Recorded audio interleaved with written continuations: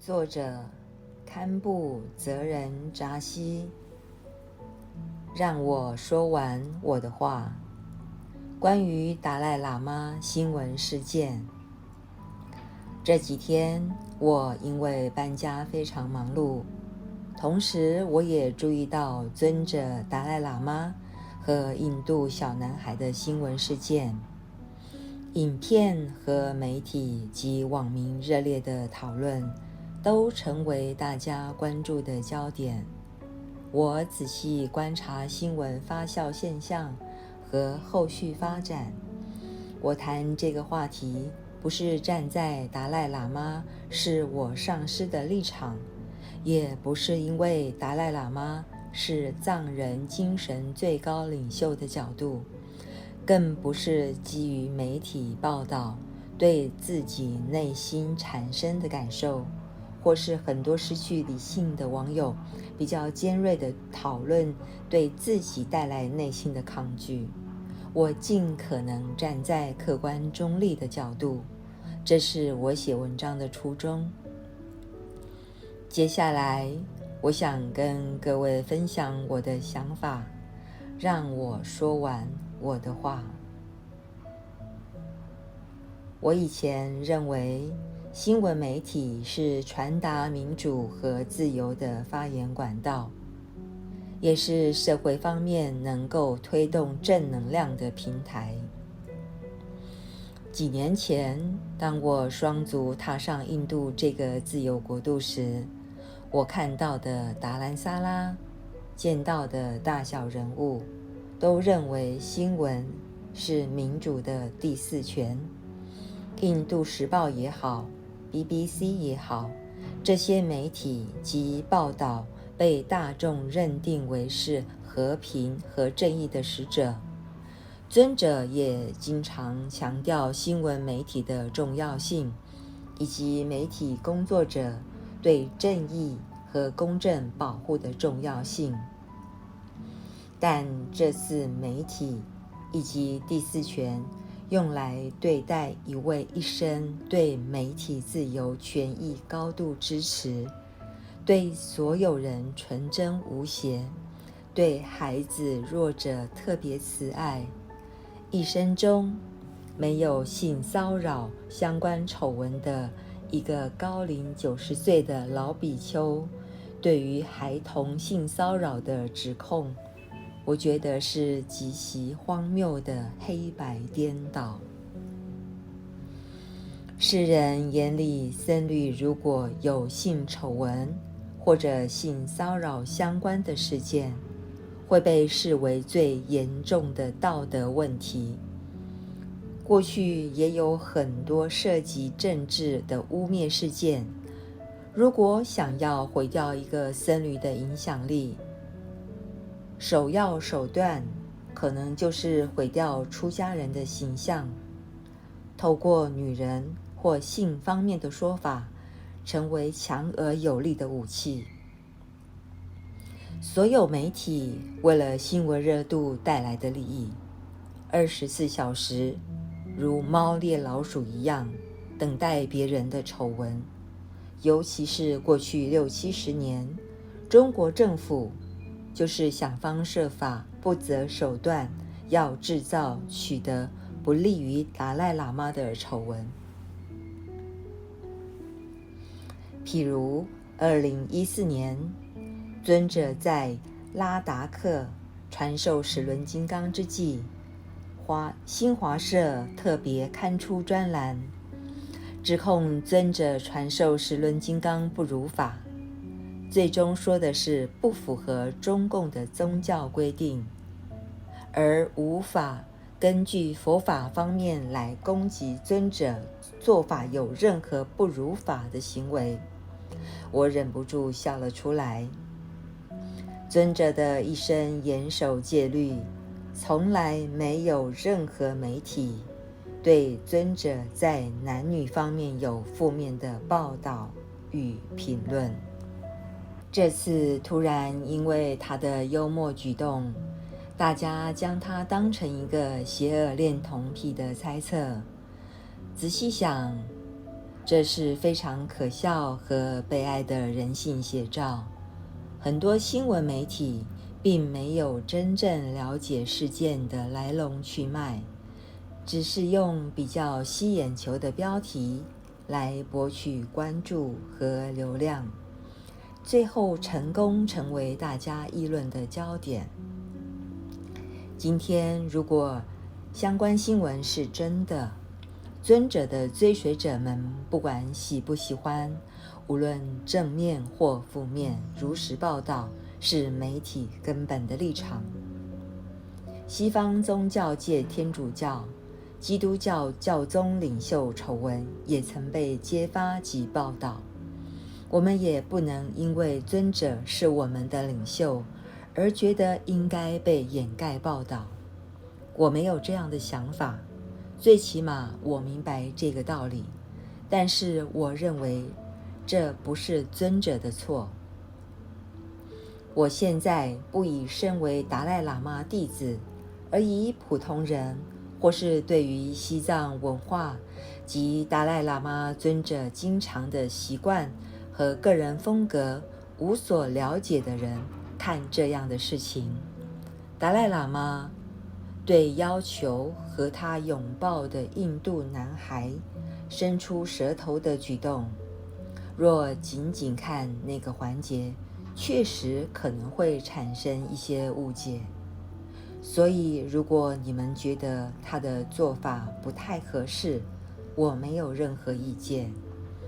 尊者本来也是人，可能有做错事情的时候。这次为什么尊者这么大意呢？因为他被骗了。谁骗的呢？因为他的纯真慈悲，把世界看得太美，所以被骗了。对于有些人因此感到不舒服，认为不好，我非常抱歉。这是达赖喇嘛透过尊者办公室发布的道歉，但尊者没有任何恶意，对当事人也没有造成任何负面或不好的感受。这在文章后面我们会提到的。只是因为他是公众人物，如果大众觉得感官不好，我就道歉。这也是尊者天真的一面，他没有想到因为道歉，后面又产生他有错的解读。这是很多上师、出家人做事的方式和处事的不同。道歉是他对群众和媒体尊重的态度，不是表示尊者有意做了坏事。我以下一一分析。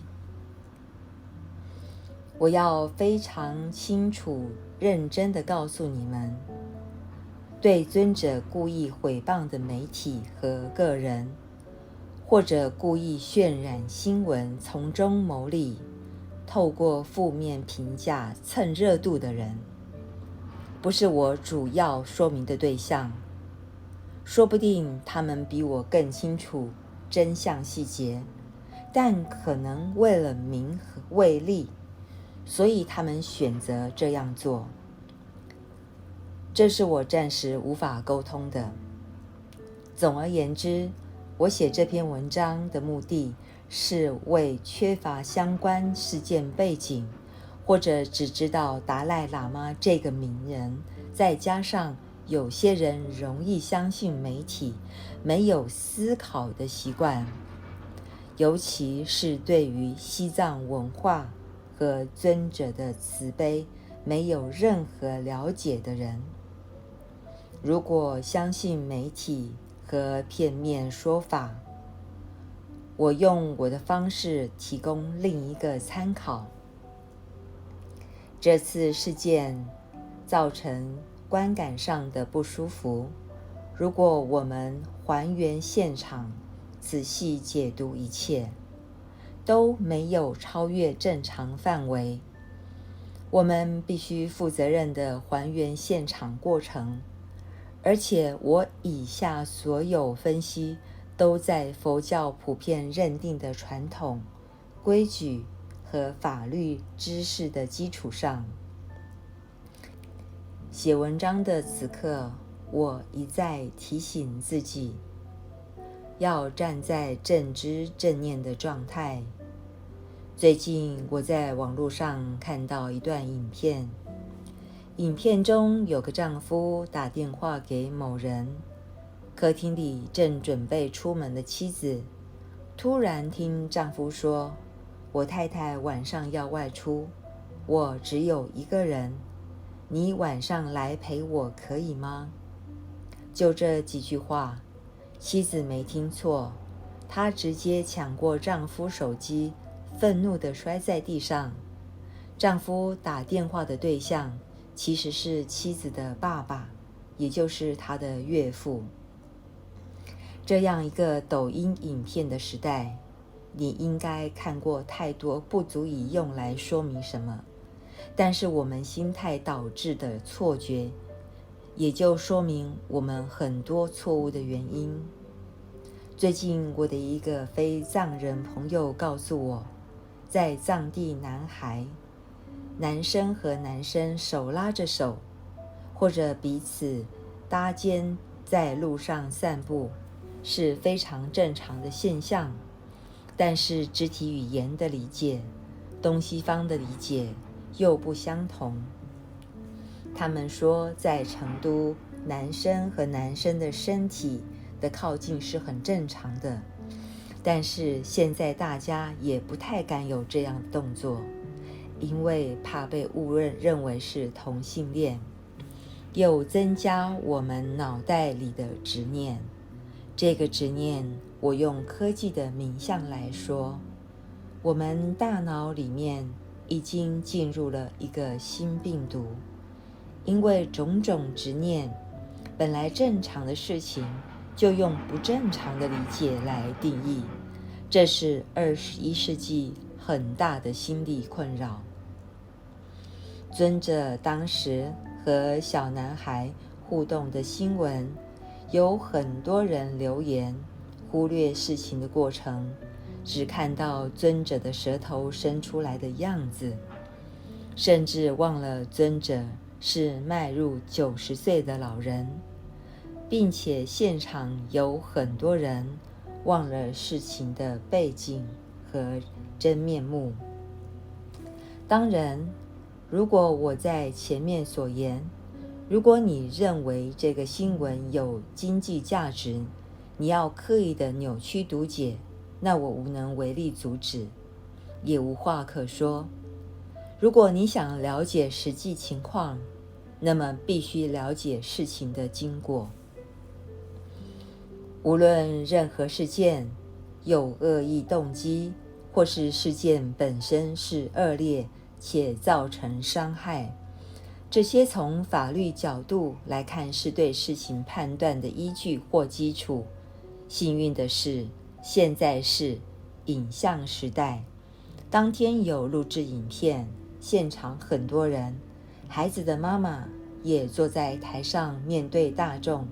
更重要的是，活动结束，刚好当天媒体访问的对象有自己主动说要拥抱尊者的男孩和男孩的母亲。这是非常关键的资料。当天发生的事情对当事人和当事人最亲密的母亲有没有造成伤害，是最根本的依据。这是法律判定和新闻报道对当时当事人感受的了解。如果当天的媒体访问全程是藏文，可能会造成媒体了解的难度，但实际上小男孩和妈妈都是用英文和印度语回答，在理解上没有这个问题。但要虚拟的媒体和个人都彻底忽略了这个重要的过程。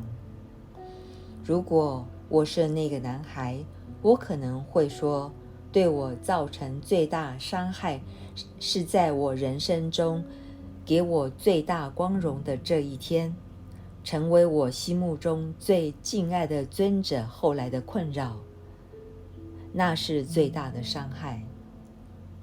我可能还会说，关于政治事件是你们的事情，可是你们完全忽略了我和我家人实际的感受，这是我最大的遗憾。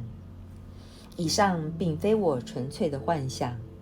接下来我们一起回溯当天的实际情况，一起看看母子二人对于访问的回复。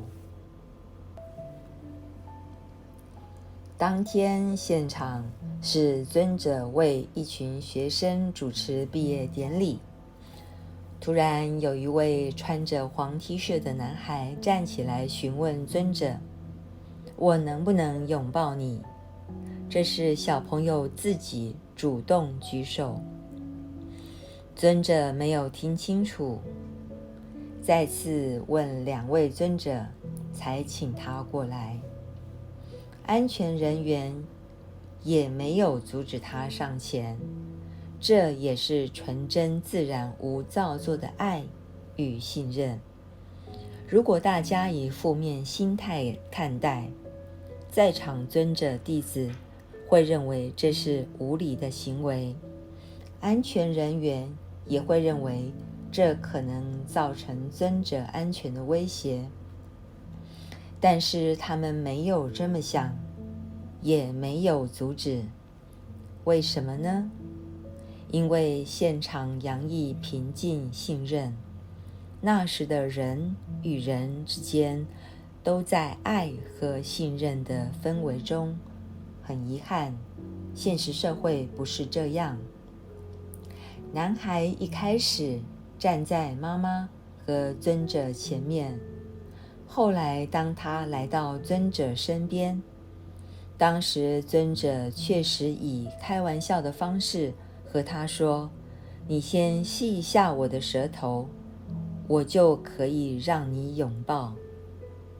这确实是当时的事实。但是我仔细地看，当时尊者的额头要碰孩子的头时，尊者根本没有要以舌头碰男孩的嘴，而且男孩伸舌头时，尊者完全是幽默玩笑的态度合上嘴。如果略将身体往后倾，直接看着男孩的脸，眼神中充满爱和慈悲的状态，又将孩子用右手拉近靠近自己的右肩，搂着孩子。见过尊者的人都很清楚，这一刻尊者安住于无造作的慈悲和爱当中，在浩瀚的虚空界中暂停一下。这些节奏很生动，这种无造作的视线是尊者最经典的慈爱的肢体语言。那个状态持续了至少6-7秒以上，我知道尊者发自内心传达自己的爱。尊者是吉天菩萨的追随者，日常生活中最主要的修行就是菩萨心。他每天早上起床第一件要做的事情，就是念几次入菩萨行论的偈颂，迎接下来一整天的行程。这是在很多场合尊者分享过的日常修行。如果注意到尊者官方网站的首页，乃至有虚空以及众生住，愿无住世间，尽除众生苦，这就是尊者所有做事情原则和根本立场。还有尊者常用的偈颂：眼见有情时，诚慈而视之，念我依于彼，乃能成佛道。意思是，光是看一眼众生，因为有他们，我才有机会成佛。他们是我的恩人，尊者用这样的慈悲对所有的众生。我在这里以入菩萨行论的教言跟这些疯狂的媒体人试图沟通，也许可能你们认为我是以极为愚笨的做法。事实上，如果想认真了解尊者真正的想法和做事方式，透过他24小时的修行生活以及思想和主要的教育环境来深入，是非常科学的分析和探讨方式。他同时也像入菩萨行论所说的，对待每一个人一视同仁。无论见到美国总统或是寺庙的小喇嘛，他一定强调他也是一个人，也是暂时来到地球的家庭成员。这是尊者的观念，这不是我所说的，是尊者对人类留下的影响，毫无夸张。如果你不信，你也可以去搜寻和尊者见过面的人，他们分享过程的记录或说辞，我相信可以作为此证。尊者和小男孩互动的过程并非我的幻想捏造，我也再次的确认，尊者以非常认真慈祥的眼神看着男孩。尊者告诉男孩，我们都是人类的兄弟姐妹。尊者又将男孩的手放在自己的脸颊，沉浸在慈悲之中。这是他们之间的互动。对尊者而言，站在他面前的男孩不是软弱无力，没有思考能力等等。我们经常扣在孩子身上，或是父母老是犯的无数负面对孩子的想法。在尊者眼里，孩子就是当天会议厅中的参与者，也是未来的代表者。我看过很多大人物和大上师对默默无闻的信徒前来拜见他的方式，也见过他们与来者不会有太多互动，但尊者不一样。无论是什么样的人，尊者都是纯真的沟通。在尊者眼里，每个人都是普通的，但也是特别的。写到这里，我想到印度的前副总理 Mr. Dr. Manmohan Singh 的一句话。他在2016年说，他记得有一次尊者受邀前往印度某地参与基督教庆祝活动，一位基督教牧师和天主教神父也在现场。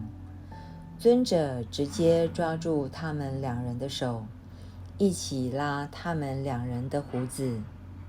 印度副总理说，那一瞬间的体悟是，尊者对任何人没有伤害、排斥与距离感，都是无条件的慈悲。这是尊者对所有人的态度，如海洋中一滴水的体验。还有，我记得获得印度诺贝尔奖的 Rajasamulan 也分享过，他说，我从小有一个梦，希望有一天从诺贝尔和平奖得主那儿获得一些教导。所以有一次在德国柏林参加活动，尊者达赖喇嘛是特别贵宾，我很幸运与达赖喇嘛比邻而坐。达赖喇嘛拉着我的手，当时我觉得很幸运地得到他的加持。瞬间，我的想法是我好几天不要洗手。接着尊者又碰我的头，我决定这几天头也不洗了，真的连着几天没洗手没洗头。印度上议院拉达克立法委员在昨天发表的谈话中提到，尊者的一生都是为了众生。他是一位活生生的菩萨，无论他接近任何人，开的任何玩笑，比如尊者在拉达克，如果你是伊斯兰教徒，尊者可能会抓住他的胡子，用手摸他的头，这是尊者的特质。他的做法完全是出自于慈悲的表达。尊者内心没有任何侮辱别或者伤害他人的不好动机，这是我们所有拉达克人可以作证。尊者种种行为不会有任何人存有是否对我不礼貌的想法，凡是接近尊者的人都能感受到他发自内心表里的如意的爱。这都是见过尊者的人的分享。美国前总统奥巴马也说过同样的话，他觉得尊者是世界上最慈悲的人。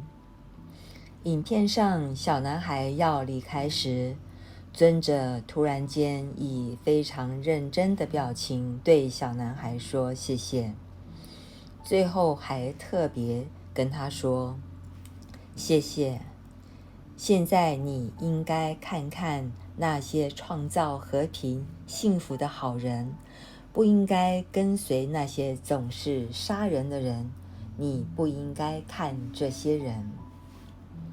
为什么尊者如此认真地跟他说话，给他如此重要的教育？但是我们没有注意到这些细节。现在很多电脑游戏破坏成千上万孩子的健康和人生、心灵上的成长，我们都该愤怒。但是我们对这些为了钱创造出游戏不表愤怒，而以站在正义的一方之姿，为孩子讨公道。无理性的质疑一位一生守戒戒律的老比丘，但在这次事件上，其实我没有任何怒气和愤怒，因为这不是你们的问题，而是我们在这个时代面对的心理疾病和道德的丧失。最后，尊者又拥抱一次小男孩，男孩没有愤怒，没有排斥，没有距离感，如同对爷爷的拥抱。当时尊者如同拥抱美国总统布希、南非荼毒教主、流行歌手 Lady Gaga， 或是西藏老喇嘛、老阿嬷，或是跨越喜马拉雅山的藏民，在路上排队渴望见尊者一面的百姓一样的态度。在这方面，我有权利这么说，因为我见过尊者很多次，握着尊者的手交流的温暖，是超越言语的慈悲，如沐春风。这样的过程对我带来更大的感触，是尊者时间非常紧凑，加上他的年龄，身体上有限制，一般情形可能会有身体上的累。他对于孩子发自内心的尊敬和无造作的慈悲是极少见的。我们每个人都曾经是孩子，也许你觉得这都是我自己的看法，孩子和孩子的母亲可能会觉得羞耻。这次事件，男孩的母亲也在场，没有人比他们两人更有发言权。接下来我们看当天他们两人如何回答记者的采访。我要特别声明，接下来的媒体问答内容并不是事情发生一段时间后，或是事隔2个月忽然变成国际新闻后，尊者办公室要求媒体配合的公关安排，而是当天媒体的现场访问。孩子对媒体的回答是：与尊者会面真是太好了。我认为与如此正能量的人会面真是太好了，见到他真是太好了。你会得到很多正能量，不仅如此，一旦你获得正能量，我认为你会更快乐，是一件好事。你会笑得更多。总的来说，这是非常好的经验。小孩在另一段访问说：你感受到正能量，我无法表达那种感觉有多好，能遇到他真是太好了，说不出的幸福。当你得到他的祝福，你会感觉到你感到很多正能量，你身上有很多正能量。总的来说，这是一次非常好的体验。孩子非常精准地表达出尊者对他的作用。有时候我们自以为评论还不如这些纯真孩子，因为他们的脑袋还没有被污染。孩子的妈妈说：我是帕亚卡诺迪亚博士 M3M 基金会的受托人。我们一直在达兰萨拉为我们去年开始的技能中心工作。从那时起，我们就寻求尊者的祝福。你知道，今天我们得到这个机会，尤其是当我的家人和我在一起的时候，从所有 Empower Academic for Skills 毕业的学生也都在场。我们非常非常幸运，能够从尊者那里得到祝福，并心灵向我们说话，教导世界和平，以及每个人都要像兄弟姐妹般团结在一起的道理。我无法用任何语言精准表达被他祝福的感觉。谢谢。你觉得他还是一个在现场看着孩子被羞辱的妈妈吗？孩子和妈妈深刻美好的体验，为什么在我们这些毫无相关的人的眼里变成愤怒和不自在的事情？我们应该自问，我们更清楚事件的来龙去脉吗？我们比他们母子感受更深吗？其实不是，只是我们胡思乱想的执念和我们心里的黑暗面。譬如今天我们不开心，眼里看的，心里想的都是糟糕的事情，对别人会没耐心，这与我们自心的问题有关。我不是要苛责大家，而是我们可能都有类似的心理状况。有些政府或集团可能会雇用网军扩大负面新闻。这次网络上很多负面评论，相信也起了作用。但是我这样讲，不是要透过这次写这篇文章换尊者清白，或者是与国际媒体对抗，改变风向报道。我没有这种空想。我曾经在台湾待过很长的一段时间。台湾有极高的媒体自由，但是很多媒体非常嗜血，甚至会挖出当事人的祖祖辈辈，是出于流量赚钱的考量，用合法的方式来伤害他人，满足自己的利益。假设一个人对社会造成错误行为，当然可以这样做，但是很多时候是以讹传讹，一般人就信以为真，拼命让这个人消失在大众面前。如果后来透过法律证实该人是无辜的，媒体并不会有道德责任，甚至明知并非事实的负面报道，但也不会删除或更正，等等恐怖的做法，是透过新闻媒体报道自由的保护伞，而且新闻的标题很多时候是用文字游戏伤害人。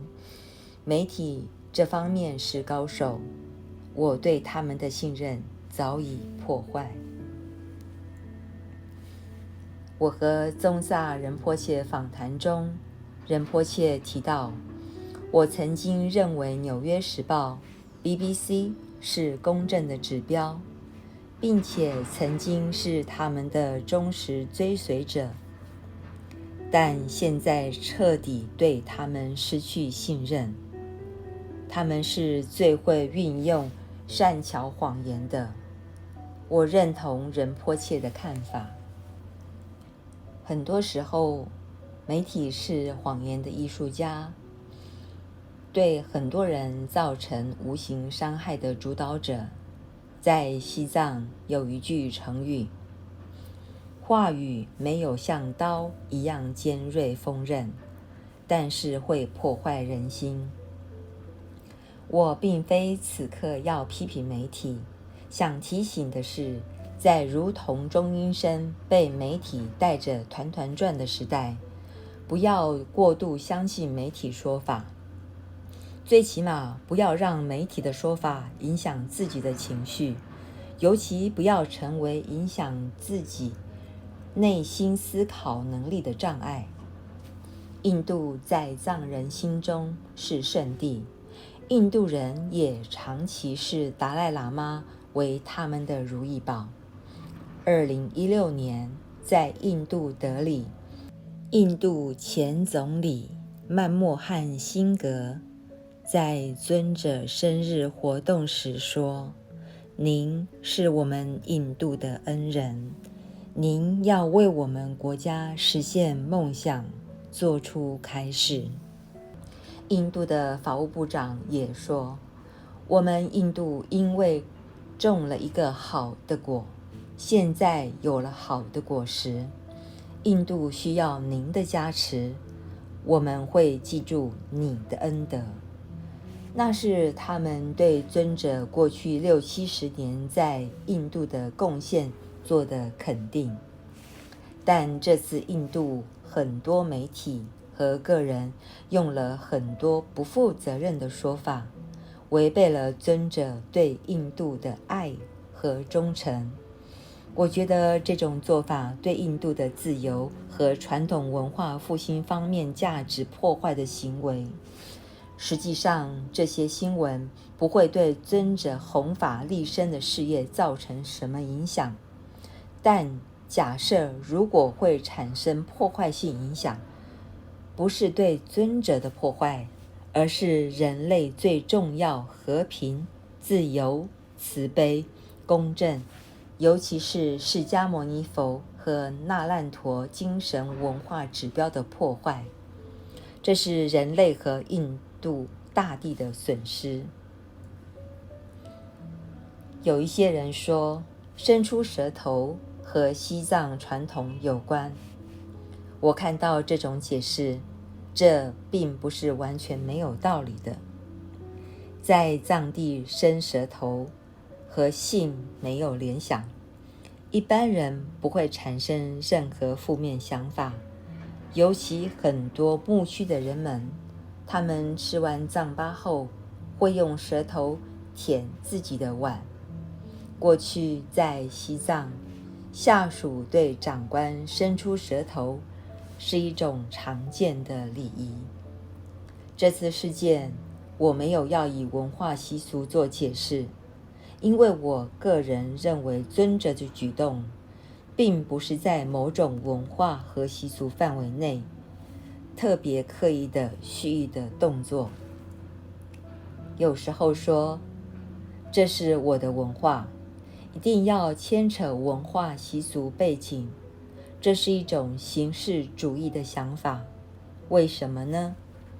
如果你的动机不清净，你也可以用文化习俗作为借口，做出不当行为。类似的事情也经常发生。如果你的动机很单纯，没有任何邪念，也许你的动作会成为别人观感上的不舒服，但不一定是很大的问题，因为最主要是你的动机和事情的经过，透过事情从头到尾的发展，决定做法的好坏。每个民族都有不同文化背景的用词，以及透过这些用词对听的人产生不一样的感受。我们不能以单一的观念去解读所有人、所有事情，这样容易遇到很多的困难。譬如20多年前，我第一次到大城市，在街头看到穿短裤露出大腿的女生，我不敢直视，觉得这不是正常的打扮。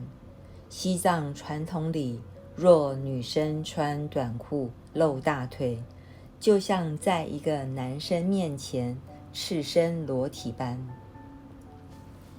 西方某媒体主播或者是主持人，往往非常善于透过特别设计的服装或是非常透明的布料，向观众展露他们胸部和大腿，并且刻意让胸部看起来很雄伟。当他们以这样的穿着打扮去见宗教领袖或一些长辈，如果一个不了解你们文化背景和现代人思想的人看到，可能会觉得是极为不妥的行为。但是你可能不觉得这样的穿着打扮的做法上有什么问题。你们很多人都是以自己的喜好和观念加诸于别人，所以某种程度上，我们每一个人都是活在自己的世界里。就像我这样一个来自世界第3极、穷乡僻壤出身的人，看到这种光怪陆离的现象，我也尽量说服自己，这一些应该是西方的现代的文化流行等等。我们也变换一下思维方法，尽量理解，试图接受。你们很多受过高等教育，去过很多地方，有宽阔视野的人，一旦遇到事情，反而以自己所知、自己的理解，固执地当作第一和唯一。人往往有这样的盲点，实际上是不应该的。现代人在理解和宽容这些方面的思维能力是非常薄弱的，并且有强迫性的审美观，认为每个人对于美的标准和接受度都和自己一样。每个人都还在沉睡在自己的梦里。在藏地或亚洲很多地方，碰触孩童和他们一起玩，被当作跟性有关的恶行事件正在展开。先别提藏地，几年前我在台湾，有时候我会把小孩子拉到我的怀里，跟他互动，这是正常范围的事。但到了澳洲后，我不敢做同样的动作，因为我知道这样做别人可能会觉得我心怀不轨。也许有人认为这是保护孩子的方式，这是一种进步，但是我个人是抱持怀疑的态度。我往往认为这是人类行为造成彼此思想和信任的衰败，这是我的看法。过去我们把孩子就当孩子，所以大家疼爱他。长辈会用疼爱方式对待年轻人，年轻人也会敬爱长辈。长辈和晚辈间的友谊能够持续，但是现在孩子可能会变成性幻想的对境，彼此之间产生缺乏信任负面情绪，彼此信任下降，晚辈长辈间的距离就变得越来越远，最后长辈和晚辈都在缺乏爱的孤独痛苦状况下折磨着。我们越忽略古代自然无为的生活，会带来更多的灾难。但我说这些话的时候，我感觉自己仿佛一只蚂蚁要抬起喜马拉雅山一样的感受，因为我完全知道你们不会注意，不会在乎我讲的这些话，更不会放在心里。尤其这次在印度佛教徒还有喜马拉雅山区的人们，或者一直非常信仰印度的西藏媒体，因为负面新闻的操作造成了极大伤害。过去在抖音上关于尊者的名字，或是放一张照片的分享，可能要成为入狱大罪。但是这几天抖音重复印度媒体不实的言论，又没有任何解释的渠道，所以再怎么操作公正的事情是无能为力的。在这些自由环境的媒体和新闻，应该要重新考虑这些做法可能带来的后果。在自由环境的新闻和媒体应该要重新思考不实报道会带来的后果和可能带来的影响。中共经常的做法是批评达赖喇嘛，你们在没有理性思考和全面观察的前提下，造成了这些伤害，是你们极大的失误。我希望这些媒体迟早能认识到媒体公正报道的重要性。在达赖喇嘛负面新闻被大肆炒作的同时，我也看到了很多有理性思维能力的个人或媒体。这个世界仍然有美好。今天的朗读就到这边。作者堪布泽仁扎西。让我说完我的话。祝福大家有美好的一天。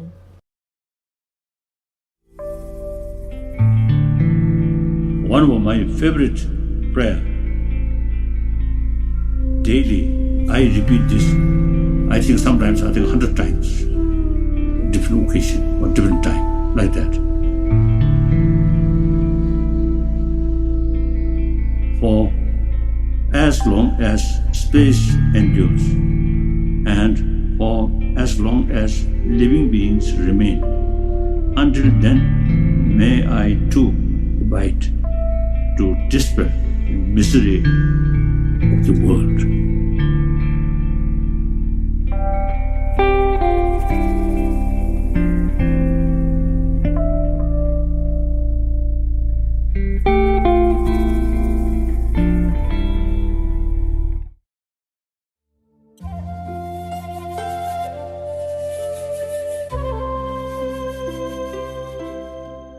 Namo Gara